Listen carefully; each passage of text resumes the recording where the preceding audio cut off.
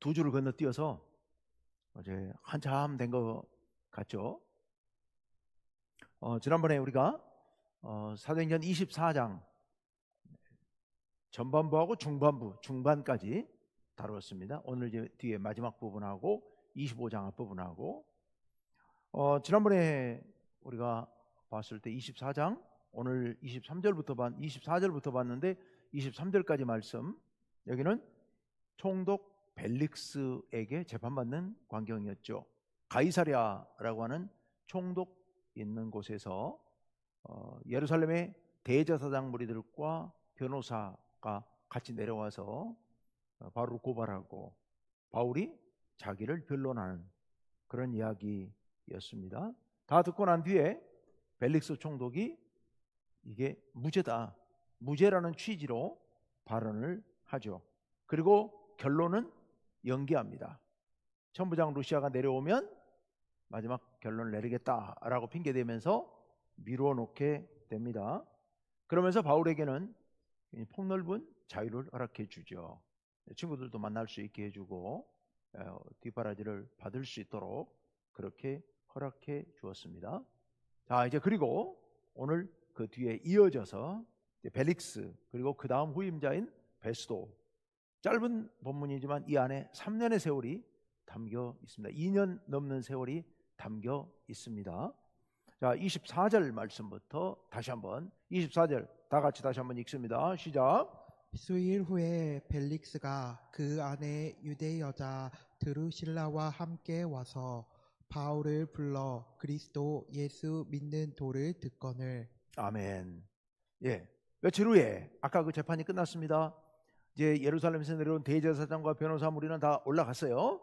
그리고 난 뒤에 이제 벨릭스가 그의 아내 드루실라와 함께 와서 바울에게 바울을 방문했다. 바울과 이야기를 나누게 됩니다. 이 드루실라라고 하는 이 벨릭스 총독의 아내, 이 유대인이에요. 유대인 공주예요. 누구냐면 아그리빠 왕 있습니다. 헤롯 아그리빠 왕. 사도행전 12장에 보면 그 이제 야고보가 순교하는 그런 장면이 나와요. 헤롯이 그때는 헤롯이라고 나오죠. 헤롯이 야고보를 잡아서 죽였어요. 그랬더니 유대인들의 호응이 좋으니까 베드로도 잡았어요. 베드로도 잡습니다. 그러면서 베드로 가두고 나중에 이제 베드로는 천사가 풀어주게 되고, 그 다음에 두로와 시돈 지방에서 그 시돈 지방 사람들이 식량 공급과 관련해서 이 헤롯과 와서 헤롯 아그리빠와 와서 협상을 벌이게 되는데, 그 자리에서 그 사람들이 헤롯 왕에 대해서 막 환호하니까 영광을 하나님께 돌리지 않고 자기가 영광을 받다가 성경에 보면 하나님께서 치셔서 충이 먹어 죽었다, 며칠 만에 죽었다. 그 왕이 헤롯 아그리빠 1세예요. 헤롯 대왕의 손자예요. 헤롯 대왕의 손자 헤롯 아그리빠 1세. 그 헤롯 아그리빠 1세가 오래 통치하지 못했습니다. 44년에 아까 말한 대로 그렇게 갑자기 죽어요. 갑자기 죽고 났는데 그 헤롯 아그리빠 1세의 자녀가 여기 사도행전 25장, 24장, 26장에 3명이 다 나와요. 3명이. 그 중에 딸 하나가 바로 이 드루실라, 헤롯 아그리빠의 딸 드루실라.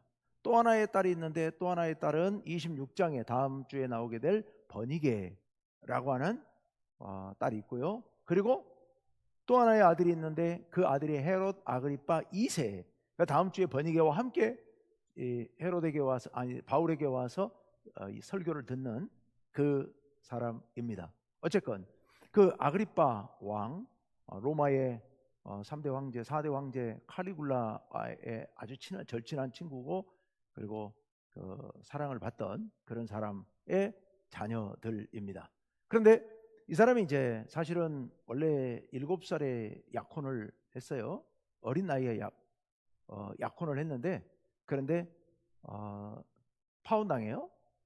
시리아의 어떤 왕, 유대인으로 개종하기로 하고 약혼했다가 파혼당하고, 그리고 다른 왕과 결혼을 했어요. 그런데 이 벨릭스 총독이 자기 부하를 보내가지고 그 미모에 반해가지고 이 드루실라를 기어코 자기 아내로 만들어 버렸습니다. 그래서 이혼하고 와서 재혼해서 지금 벨릭스의 아내가 돼 있습니다. 로마 총독 벨릭스의 아내 드루실라. 이 드루실라가 함께 벨릭스하고 와서 바울에게서 그리스도 예수 믿는 도를 들었다라고 기록하고 있습니다. 그러니까 복음을 한번 들어보자. 무슨 말하는지 한번 들어보자. 그래서 아마 이 드루실라는 들어서 어느 정도는 감이 있었겠죠. 그래서 말씀을 듣게 되었다라는 얘기입니다. 나중에 이 드루실라가 아들을 낳았는데 그 아들 이름을 또 자기 아버지 이름을 따서 아그리빠라고 불렀어요. 그러니까 아그리빠가 성경에 보면 3명이 나와요. 성경에 나오는 게 아니고 관련된 인물이 3명인데 그 아그리빠는 이 드루실라와 함께 베수비오 화산이 79년이죠. 79년에 폭발했어요. 베수비오 화산이라고 로마의 유명한 그 화산 폭발한 사건이 있는데 그 화산 폭발 때 죽어요. 그래서 이 드루실라도 그때 죽은 것으로 알려져 있습니다. 아들이 죽은 건 확실한데 드루실라가 그 뒤에 흔적이 없으니까 아마 그때 같이 죽었지 않았을까, 이렇게 이제 생각은 합니다. 자, 어쨌거나 그 다음에 내려가서 25절로 가보겠습니다. 다 같이 읽습니다. 시작. 바울이 의와 절제와 장차 오는 심판을 강론하니 벨릭스가 두려워하여 대답하되 지금은 가라. 내가 틈이 있으면 너를 부르리라 하고. 아멘. 바울이 강론을 합니다. 뭘 강론했다고요? 3가지. 의, 하나님의 정의, 공의, 그리고 두 번째는 절제. 이거는 이제 로마인들이, 복음이 아니어도 로마인들이 늘 듣는 그런 교훈적인 이야기, 도덕적인 이야기. 그리고 마지막 3번째가 문제였죠. 마지막 3번째, 장차 오는 심판. 누가 하시는 심판이겠어요? 하나님의 심판이겠죠. 하나님의 심판에 대해서 쭉 설교를 하니까 벨릭스가 두려워하게 됩니다. 벨릭스가 두려워하게 돼요. 하나님의 말씀 앞에서, 하나님의 심판 앞에서 갑자기 두려움이 몰려온 겁니다. 이 벨릭스 굉장히 좀 돈 밝히고 포악하고 유대인들 많이 죽이고, 그래 나중에 사실은 시리아하고 유대인들 사이에 이 갈등이 폭동이 일어났는데 그걸 폭력적으로 진압을 했다가 억울한 피해를 입은 사람들이 로마 황제에게 상소를 한 통에 로마 황제한테 이게 호출당해 가지고 다시 로마로 끌려가요. 그때 이제 총독에서 내려오고 그 다음에 베스도가 총독이 되는 거예요. 아까 우리가 읽었던, 하여튼 굉장히 악랄한 사람인데 그가 자기가 못된 짓을 워낙 많이 했기 때문에 그랬는지 바울의 설교를 듣고는 두려워했다는 겁니다. 그래서 대답하되 뭐라고 그래요? 지금은 가라. 지금은 가라. 내가 틈이 있으면 너를 부르리라.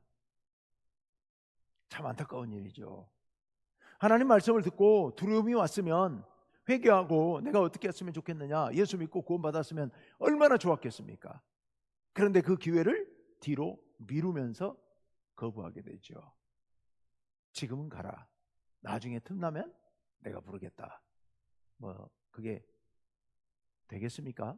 여러분, 기회는 늘 있는 게 아니죠. 물론 그 뒤로 계속 만나요. 만나지만 이런 마음이 그때 들 때 해야지, 들 때 복음을 받아들이고 결단해야지. 그 시간이 지나가면 기회는 또 다시 오지 않습니다. 여러분, 이 벨릭스의 행동, 두려움 속에서 회피해버리는 그런 모습, 참 안타까운 모습입니다. 우리가 하나님 말씀에 대해서, 하나님 말씀을 들을 때 사람들이 하는 아주 안 좋은 행동 중에 하나가, 대표적인 행동이 바로 회피하는 행동입니다.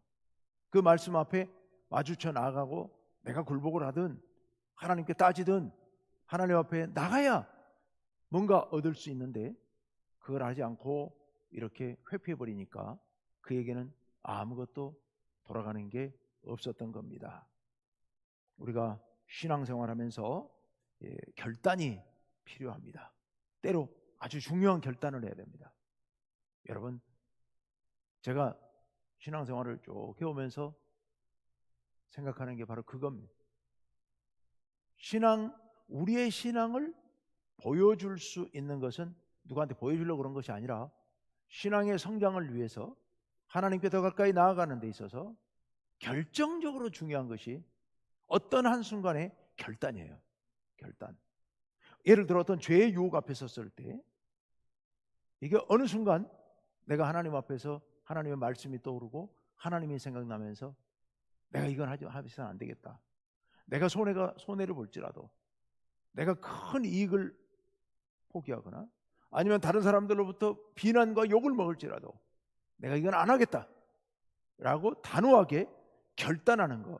여러분 그거 못하면 신앙이 성장이 안 됩니다. 노상 거기서 거기에 아주 중요한 결정적인 순간에 결단하는 신앙, 그래야 신앙이 그 단계를 뛰어넘고 성장을 해갈 수가 있습니다. 오늘 이 벨릭스가 신앙의 길로 들어설 뻔했는데 결단하지 못하고 회피함으로 결국 아무것도 얻지 못하는 그런 안타까운 상황을 맞게 됩니다. 우리가 주님을 따르는 일, 결정적 순간에 믿음으로 결단할 수 있어야 된다. 그게 뭐 도덕적인 행동이든 아니면 내가 하나님 앞에서 신앙적인 어떤 행동이든 십자가를 지는 일이든 어떤 일이든 마찬가지입니다. 신앙에 기반해서 내가 어려운 결단을 내릴 수 있어야 된다. 그걸 저지를 수 있어야 된다. 한 발을 내디딜 수 있어야 된다. 그거 안 하면 신앙 성장 없고, 사실 한 발 내디디면 아무것도 아니거든요. 발만 내디디면 그 다음에 아무것도 아니에요. 하나님께서 지켜주세요. 대다수의 사람들은 두려움 속에서 그 발을 못 내딛어서 결국 실패하는 겁니다. 여러분 신앙 안에서 결단하고 용감하게 발을 내디딜 수 있는 그런 신앙인들 되시기를 바랍니다. 자, 26절 가봅시다. 26절 다 같이요. 시작. 동시에 또 바울에게서 돈을 받을까 바라는 고로 더 자주 불러 같이 이야기하더라. 아멘. 야, 여기다가 이제 또 돈 받을까 하고, 이게 돈을 밝히는 사람은 또 돈이 보여요. 바울이 그 재판하는 과정에서 자기가 이 교회들에서 헌금을 거두어서 구제를 하기 위하여서 돈을 가지고 왔다라는 얘기를 했거든요. 지난번 그 벨릭스 총독 재판에서 그걸 기억하고 있는 거죠. 아, 이 돈이 있구나. 내가 계속 부르다 보면 안 풀어주고 계속 놔두면 어느 순간 돈을 내놓겠지 하는 그런 마음이었던 것 같아요. 악한 마음이 그 속에 발동을 한 겁니다. 그리고 또 한 가지 더 있습니다. 바울을 2년 동안이나 붙잡아 놔버리는데요. 더 이상 재판도 안 하고 풀어주지도 않고 2년 동안 붙잡아 놓게 되는데 그 또 다른 이유가 27절입니다. 27절 다 같이요. 이때가 지난 후 보르기오 베스도가 벨릭스의 소임을 이어받으니 벨릭스가 유대인의 마음을 얻고자 하여 바울을 구류하여 두니라. 아멘. 그 후임자 이태가 지났어요. 만 2년이 지난 거예요. 2년이 지나도록 안 풀어준 거예요. 왜 안 풀어줬다고요? 또 여기는 유대인의 마음을 얻고자 하여. 혹시라도 풀어줘 버리면 유대인들이 자기에 대해서 반발하고 항의할까 봐, 그래서 자기 통치에 어려움이 있을까 봐 2년을 붙잡아 놓고 있다가, 그러다가 후임자인 보르기오 베스도가 오니까 넘겨줬다. 베스도에게 넘겨줬다라는 그런 이야기입니다. 여러분 벨릭스의 그 악한 의도, 유대인의 마음을 얻고자 하는 마음, 또 돈을 어떻게 받고자 하는 마음, 그리고 그 속에 두려움이 들어왔는데 그 두려움 속에서 결단하지 아니하고 회피해버리는 그런 벨릭스. 여러분 지금까지 우리가 유대 성전에서, 예루살렘 성전에서의 재판, 그리고 벨릭스의 재판, 벨릭스 재판 후에 벨릭스의 그 부정한 행동들, 이걸 우리가 쭉 봤습니다. 여러분 유대인들의 재판 엉망진창이죠. 재판관이라고 있는 대제사장 무리들, 공회원들 자체가 전혀 정의롭지 않은, 그리고 벨릭스 총독에게 재판받는데 총독 역시도 전혀 정의롭지 않은, 어떻게 이런 사람이 재판을 받을 수 있는가. 그러다 보니까 같이 재판관을 겸하고 있는 이 총독이 하나님의 심판 얘기가 나오니까 두려운 마음이 드는 거죠. 자기가 재판을 하는데 공정한 재판을 하지 않으니까, 그러니까 자기가 심판받을 일을 생각하니 두려움이 몰려올 수밖에 없었던 겁니다. 그들이 모두 다 바울을 심판하겠다고 서 있는 그들이 오히려 하나님의 심판을 받아야 될 사람들이었다. 자, 이제 베스도 이야기로 넘어갑니다. 25장. 자, 1절 2절은 읽지 않고 제가 잠깐 말씀드릴게요. 자, 베스도가 부임을 했습니다. 베스도는 성격이 굉장히 좀 명확하고 좀 빨랐던 사람인 것 같아요. 미적거리는 벨릭스하고는 많이 다른 것 같아요. 베스도는 부임하자마자 3일 만에 가이사랴에서 예루살렘으로 올라갑니다. 예루살렘으로 올라가니 대제사장들과 유대인 중 높은 사람들이 바울을 고소했다. 베스도가 거기 왜 갔겠습니까? 이제 첫 부임해가지고 그래도 유대인들의 중심지인 예루살렘에 올라가서 거기 지도자들을 만나고 그들과 안면도 열고 그래서 앞으로 통치를 좀 수월하게 하기 위해서 여러 가지 계산하에 올라갔겠죠. 가자마자 대제사장 무리들이 나서서 2년이 지났는데 아직도 잊어버리지 않고 바울을 또 막 고발하고 죽이자고 막 하고 재판을 하자고 나서는 그런 상황을 볼 수가 있습니다. 자, 이제 이 대제사장 무리 이렇게 고소를 하는데요. 네, 여러분, 이 대제사장이 전에 우리가 말했던 그 대제사장이 아나니아죠. 아나니아. 그리고 나중에 이 아나니아가 쫓겨납니다. 원래는 죽을 때까지 대제사장 해야 되는데 쫓겨납니다. 쫓겨나고 이제 이스마엘이라고 하는 사람이 대제사장으로 다시 또 세워져요. 그래서 어쨌건 그 대제사장이 정확히 누군지는 모르겠습니다만은 여전히 2년이 지났음에도 불구하고 지금 이렇게 계속해서 바울을 죽이겠다고 이렇게 나서고 있습니다. 사람이 어떤 뜻을 세우면 그 뜻을 관철할 때까지 그 뜻을 밀고 나가는 것 중요하긴 하죠. 그런데 이 악한 일에 바울을 죽이고자 하는 이 악한 일에 이토록 고집스러운 것 이거는 아니죠. 여러분, 우리가 혹 어떤 인간적인 생각으로 어떤 계획을 세울 수 있습니다. 계획을 세울 수 있지만 그러나 반드시 우리 하나님께 물어야 되고요. 이 계획이 합당한 계획인지 물어야 되고요. 그리고 그게 합당하지 않다면 즉각 마음을 돌이킬 수 있어야 됩니다. 악한 계획을 집착해가지고 내가 계획을 세웠으니까 해야지, 이루어야지, 여기까지 왔으니까 내가 한번 해봐야지, 이게 정말 위험한 생각입니다. 우리가 내 소신껏 내가 계획한 것을 밀고 나가는 건 중요합니다. 그렇지만 그것이 하나님의 뜻에 합당할 때 얘기고, 그래서 계속 하나님께 물어야 돼요. 하나님께 물으면서 하나님, 내가 이런 계획을 세웠는데 지금 이렇게 어렵습니다. 이걸 이루기가 너무 어렵습니다. 이거 하나님 뜻이 맞습니까? 물어야 되죠.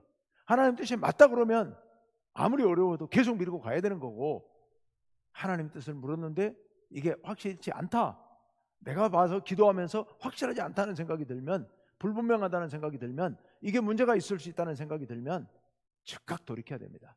즉각 돌이켜야 돼요. 쓸데없이 고집 부리는 거 이거 어리석은 일입니다. 자, 이제 3절로 한번 들어가 보겠습니다. 3절 다 같이요. 시작. 베스도의 호의로 바울을 예루살렘으로 옮기기를 청하니 이는 길에 매복하였다가 그를 죽이고자 함이더라. 아멘. 자, 그 사람들이 베스도 총독에게 이제 처음 와가지고 3일밖에 안 됐으니까 바울이 무슨 죄를 범했는지, 그동안의 재판이 어떻게 진행됐는지 아직 상황 파악이 안 됐을 거라고 생각한 겁니다. 그래서 전에 벨릭스에게 했던 것처럼, 천부장에게 했던 것처럼 또다시 이 베스도에게 밀어붙이고 있는 겁니다. 바울을 데리고 이리 왔으면 좋겠다, 여기 예루살렘에 와서 재판했으면 좋겠다. 재판해봐야 이길 가능성 없죠. 그거 자기들이 알 거예요. 이미 성전에서 해서 안 돼. 그리고 루시아 천부장도 안 돼. 벨릭스도 안 돼. 안 됐는데 베스도 총독이라고 그게 될 리가 없죠. 이거 안 될 거 알 거예요. 그러니 어떻게 해요? 데려오라고 그래가지고 오는 중간에 없애버리려고, 오는 중간에 모살을 하려고, 테러를 하려고, 그래서 데려오라고, 데려와 달라고 그렇게 요청을 한 겁니다.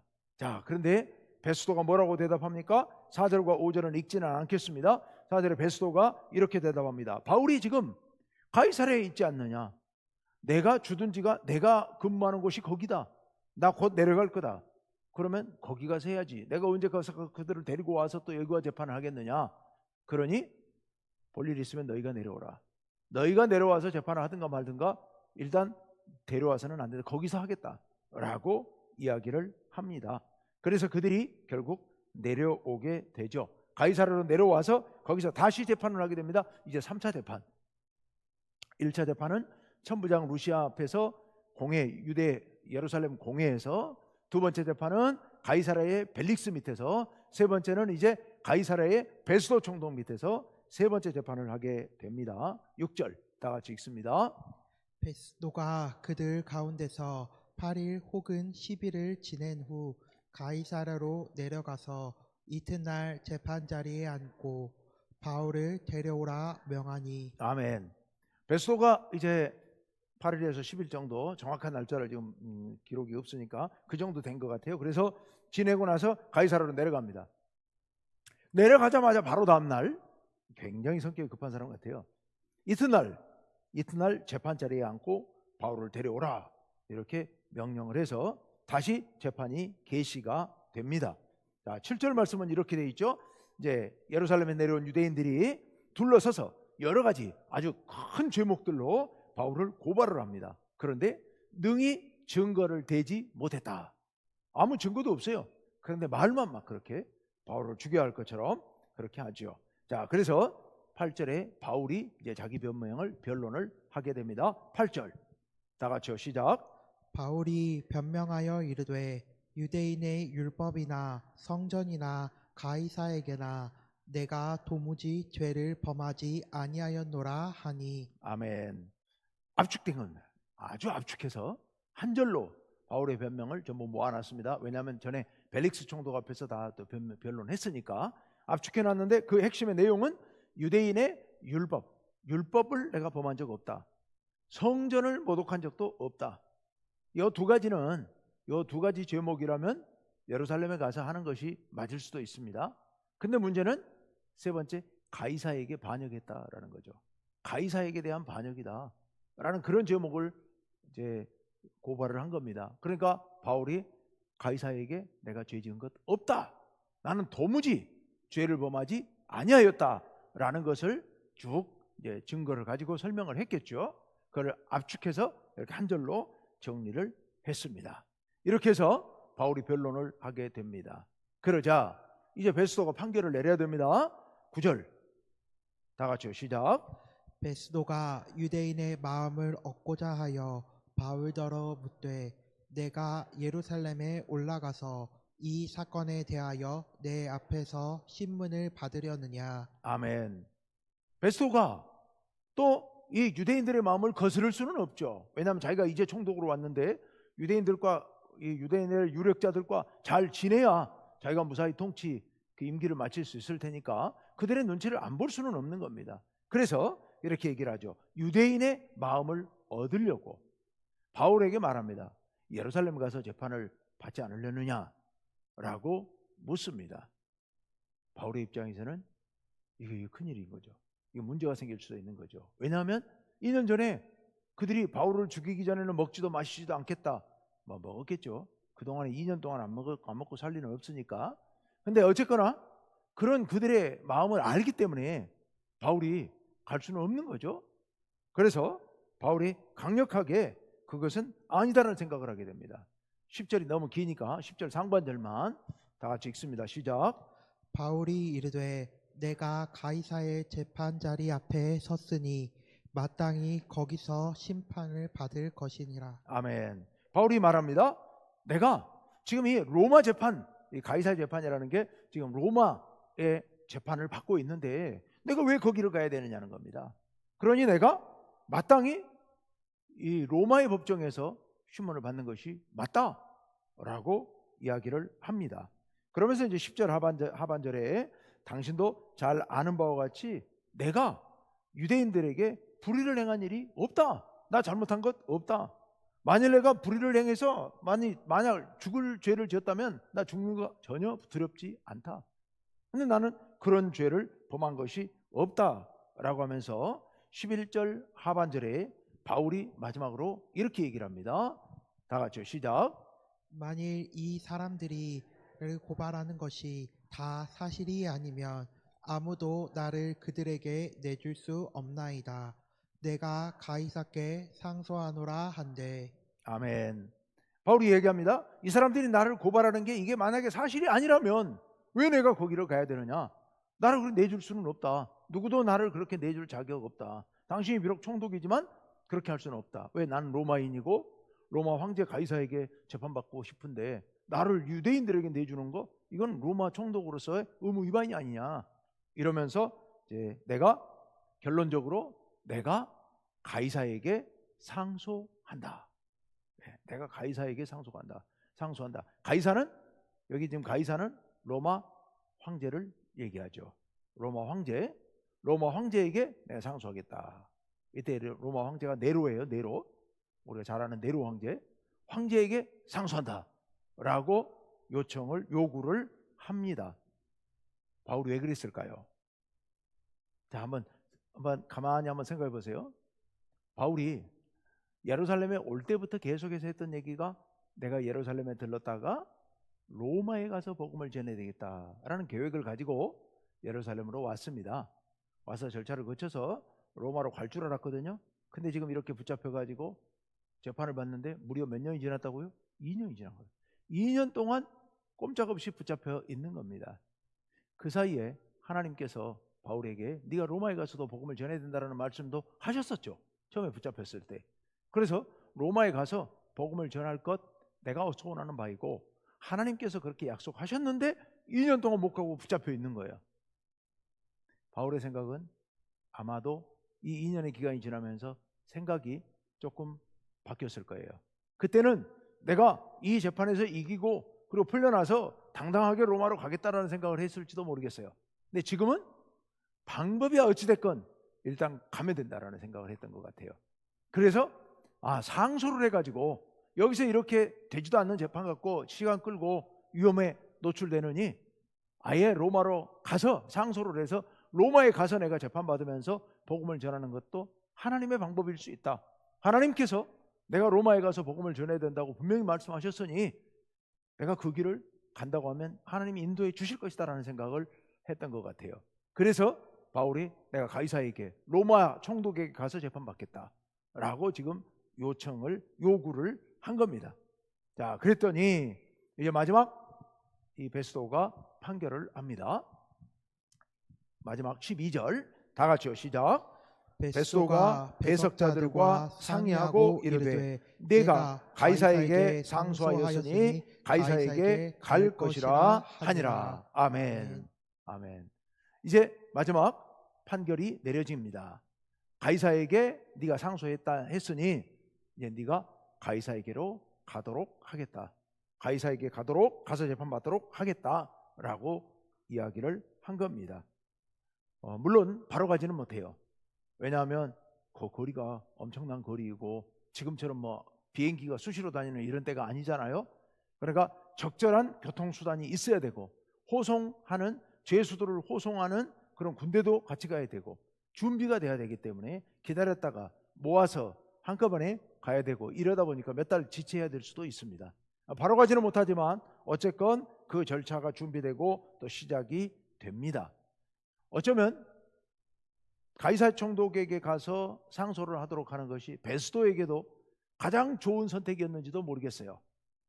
바울을 풀어주자니 유대인들 눈치가 보이고, 바울을 예루살렘으로 보내자니 바울이 로마인인데 그렇게 했다가 나중에 법적으로 문제가 될 수도 있고, 이도저도 못하는 상황이었는데 마침 바울이 상소한다고 그러니까 베스도 입장에서는 잘됐다 생각하고 어서 얼른 그냥 그렇게 판결을 했을 수도 있습니다.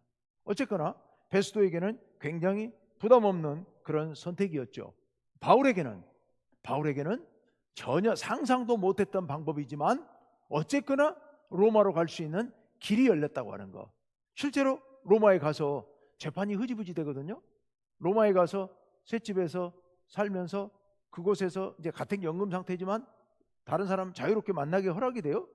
그래서 그 집에 재판도 안 받고 미결수로 그냥 쭉 있으면서 그 집을 찾아오는 수많은 사람들에게 복음을 전했거든요. 복음 전하는데 아무 지장 없이 복음을 잘 전합니다. 로마에서. 하나님께서 그런 길로 또 그를 인도해 주셨던 것이죠. 여러분, 우리가 하나님의 일을 행하는 그 길, 이 구체적인 길은 어떻게 열릴지 아무도 모릅니다. 그 길이 어떤 방식으로 그 길이 열릴지는, 구체적인 방법은 아무도 몰라요. 그냥 하나님께 믿고 맡기는 겁니다. 일이 안 되고 막히고 어려움이 생기고, 그래서 이게 맞나? 라는 생각이 들 수도 있지만, 그러나 그런 모든 과정을 통해서 하나님께서 결국은 선한 길로, 결국은 좋은 결과를 만들어내십니다. 우리는 단지 하나님의 뜻을 따라서 내가 순종하겠다고 결단하고 결행하는 것, 그게 중요한 겁니다. 그것도 내가 다 하는 것이 아니라 그냥 한 발짝만 내디디면 돼요. 결단하고 한 발짝만 내딛기 시작하면 하나님께서 그 길을 인도해 주셔요. 이번 주 돌아오는 주일 설교 제목이 한 발짝이 아니고 반발짝인데요. 반발짝. 한 발짝은 너무 어려워하는 것 같아요. 너무 어려운 것 같아요. 그래서 한 발짝도 필요 없어요. 반발짝만. 이 반발짝만이라도 내디디면 그 다음에 하나님 인도해 주십니다. 우리는 그런 결단을 갖고 이 바울처럼 담대하게 나아갈 수 있으면 좋겠습니다. 오늘 이 말씀을 종합해 보면 하나님을 두려워하지 않는 약한 무리들, 제사장 무리들, 벨리스 총독 같은 사람들의 그런 고소와 또 재판, 이런 과정들이 있습니다. 하지만 하나님께서는 바울을 보호하신다. 벨릭스 자기 사적 이익을 위하고, 베스도 나름대로도 공정한 재판을 하려고 애를 씁니다마는 이 모든 것들이 종합해서 좋은 결실을 거두도록 하나님께서 그를 인도해 주셨다. 바울이 상소하고 또 로마로 가게 되는데 죽음을 피해서 가는 게 아니라 복음을 위해서 복음의 열정을 품고 나아가게 됩니다. 그리고 그 길이 또 우여곡절 끝에, 우리가 나중에 보겠습니다만 곧 나옵니다마는 정말 우여곡절 끝에 로마까지 가서 훌륭하게 복음을 전하는 모습을 봅니다. 오늘 이 말씀을 생각하면서 우리 간절한 마음으로 또 하나님께 기도하기를